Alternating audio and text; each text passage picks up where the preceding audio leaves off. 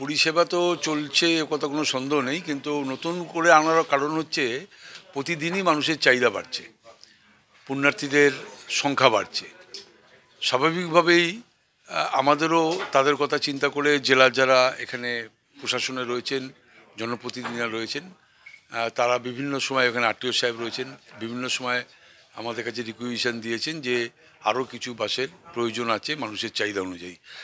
সেইটা আমাদের মাননীয় মুখ্যমন্ত্রী মমতা বন্দ্যোপাধ্যায় আসছেন তারাপীঠে এই মাসের শেষের দিকে, এবং তিনি যখন আসছেন সেই সুযোগটা আমরা নিতে চাইছি যে মাননীয় মুখ্যমন্ত্রীর হাত ধরেই আমরা কিছু পরিষেবা মানুষের কাছে পৌঁছে দিতে চাই।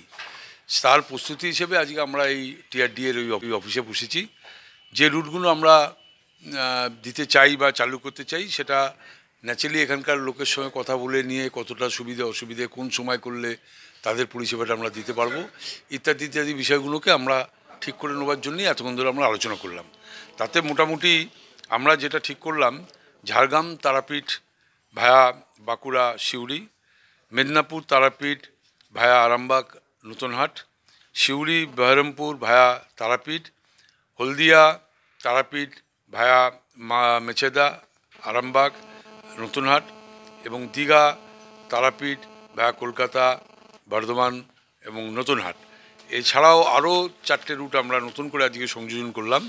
সেটা হচ্ছে তারাপীঠ রামপুরহাট মালদা বালুরঘাট, তারাপীঠ মায়াপুর নবদ্বীপ করুণাময়ী, তারাপীঠ দক্ষিণেশ্বর বেলুর, এবং তারাপীঠ কলকাতা এসি বাস একটা আমরা দেওয়া হলো, এতদিন যেটা ছিল না।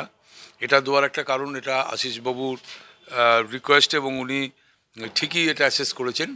সেটা হচ্ছে দুপুরবেলার সময়টা কোনো ট্রেন নেই, পরে যারা পুণ্যার্থীরা মাকে দর্শন করতে আসেন তারা মাকে, তাদের দর্শন করার পর ওই সময়টা দুপুরবেলা বসে থাকতে হয় বিকেল 4টে ট্রেন ধরার জন্যে। সব মিলিয়ে আমাদের বাস আসছে এই মুহূর্তে 17টা নতুন বাস আসছে।